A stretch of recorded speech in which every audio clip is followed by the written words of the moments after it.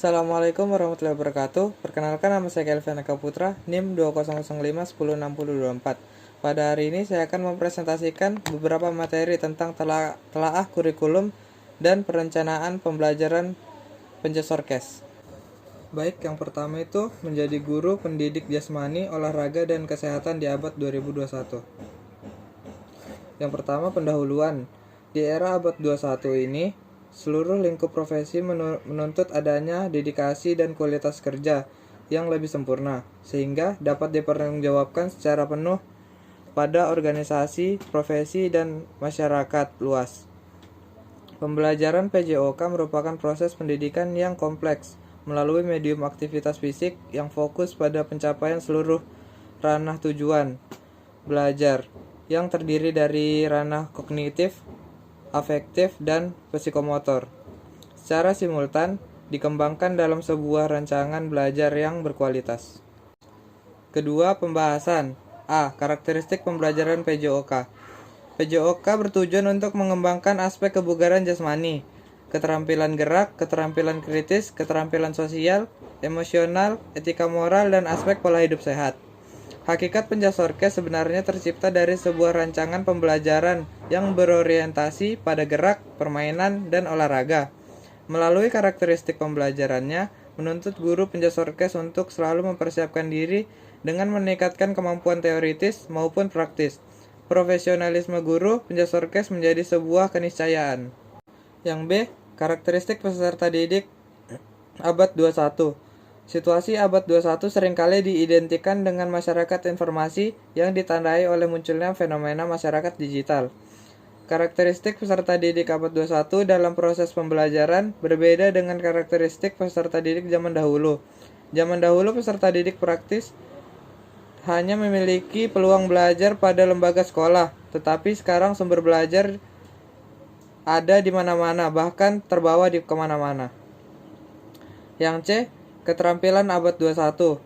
Di abad 21, pendidik berada di masa pengetahuan atau knowledge age dengan percepatan peningkatan pengetahuan yang luar biasa yang didukung oleh penerapan media dan teknologi informasi. Menurut keterampilan abad 21,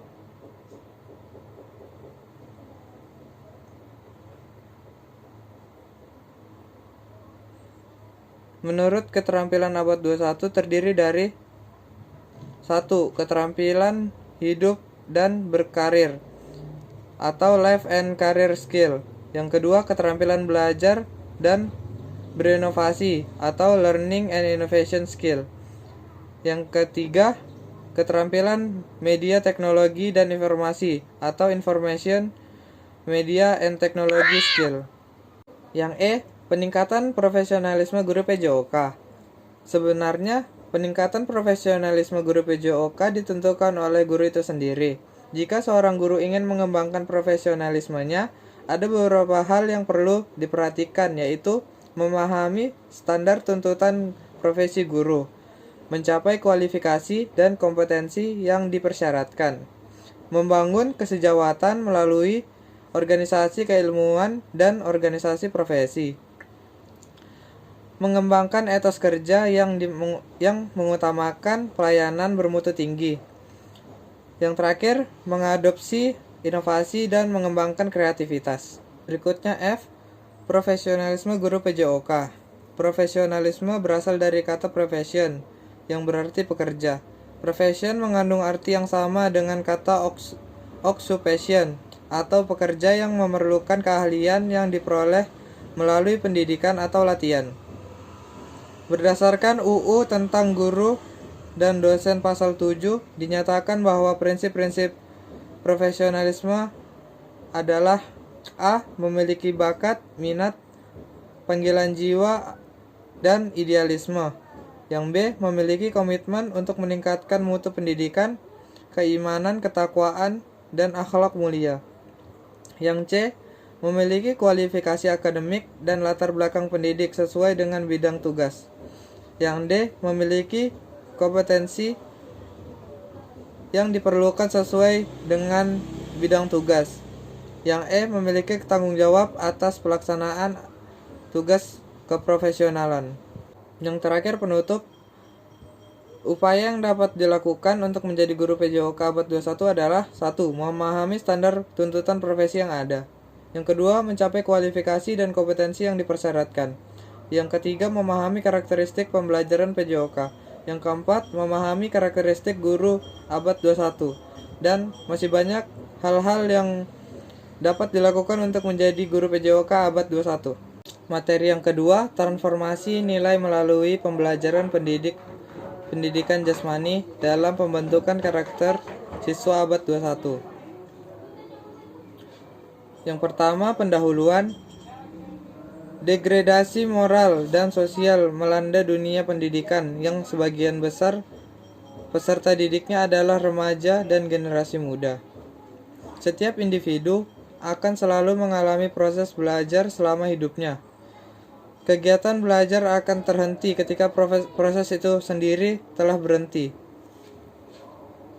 Menurut Edward, menjelaskan pengaruh pendidikan jasmani dan olahraga terhadap perkembangan sosial, diantaranya 1. Mengembangkan watak yang baik. 2. Membangkitkan altruisme.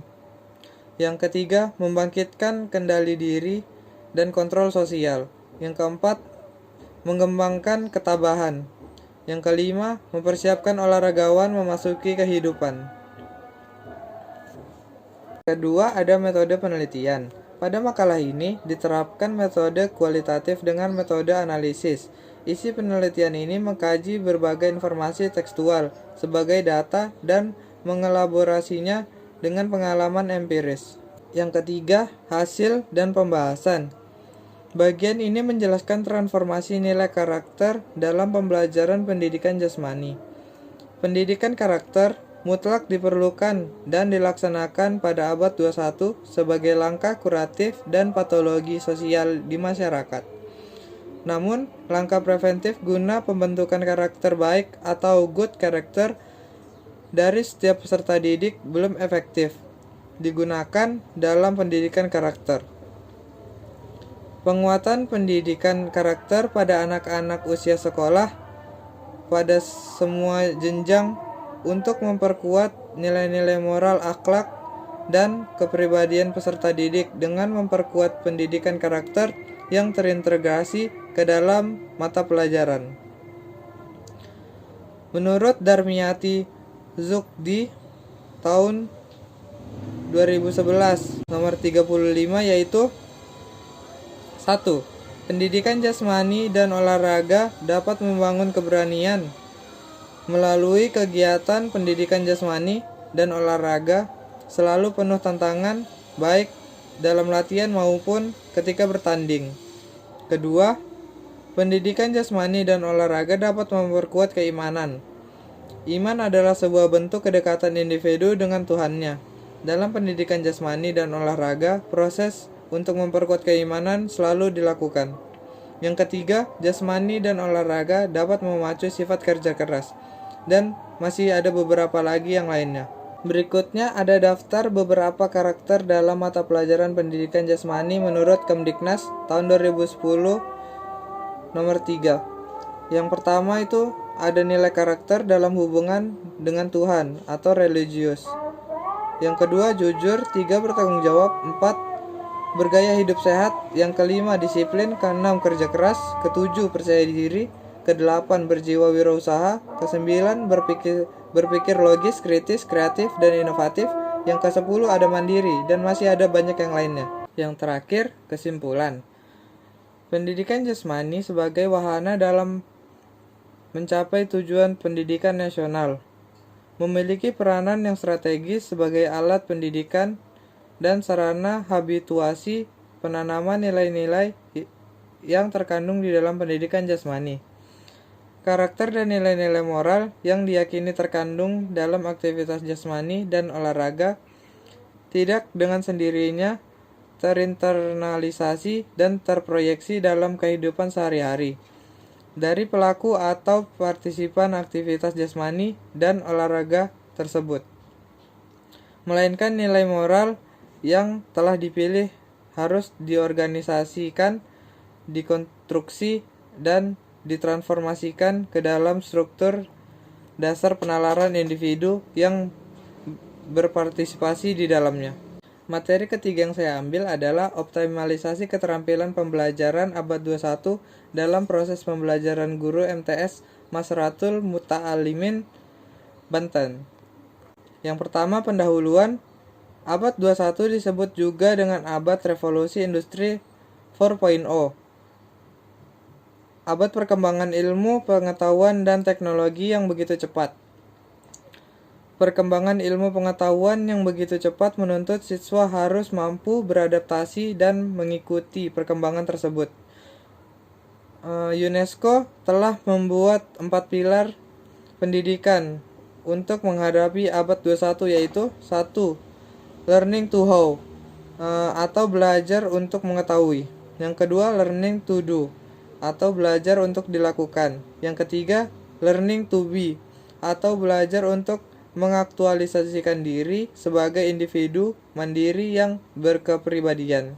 Yang keempat, learning to live together, atau berjalan untuk hidup bersama. Berikutnya ada metode. Yang pertama, tahap awal atau observasi, meliputi 1. Permasalahan yang dialami oleh sekolah. Kedua, solusi terhadap permasalahan. Ketiga, waktu pelaksanaan. Yang kedua, tahap inti atau pelaksanaan, meliputi 1. Pemaparan materi. Kedua, interaksi tanya jawab. Yang ketiga, diskusi interaktif. Yang ketiga, tahap akhir atau evaluasi, meliputi 1. Pemberian angket. 2. Analisis angket. Ketiga, penarikan. Berikutnya ada hasil dan pembahasan. Kegiatan pengabdian kepada masyarakat dilakukan untuk 3 tahapan, yaitu tahapan awal berupa observasi permasalahan yang dialami oleh mitra PKM. Hasil dari tahap awal berupa identifikasi permasalahan, solusi serta jadwal pelaksanaan kegiatan PKM. Hasil angket tentang pengenalan keterampilan pembelajaran abad 21 disajikan dalam tabel 1. Jadi seperti itu tabelnya, dapat dilihat di tabel 1. Selanjutnya, yang kedua itu ada persentase hasil angket pemahaman peserta terhadap materi ditinjau dari aspek yang diukur disajikan dalam tabel 2. Berikut adalah tabelnya. Yang terakhir, kesimpulan. Dari kegiatan pengabdian kepada masyarakat yang dilakukan diperoleh data bahwa pemahaman guru mengenai keterampilan belajar abad 21 menjadi lebih baik berdasarkan hasil evaluasi angket yang diberikan kepada peserta. Dengan demikian, dapat disimpulkan bahwa kegiatan PKM dapat mengoptimalkan pengetahuan guru di MTS Masratul Muta'alimin, Banten terhadap keterampilan pembelajaran abad 21. Sekian presentasi dari saya, kurang lebihnya mohon dimaafkan. Wassalamualaikum warahmatullahi wabarakatuh.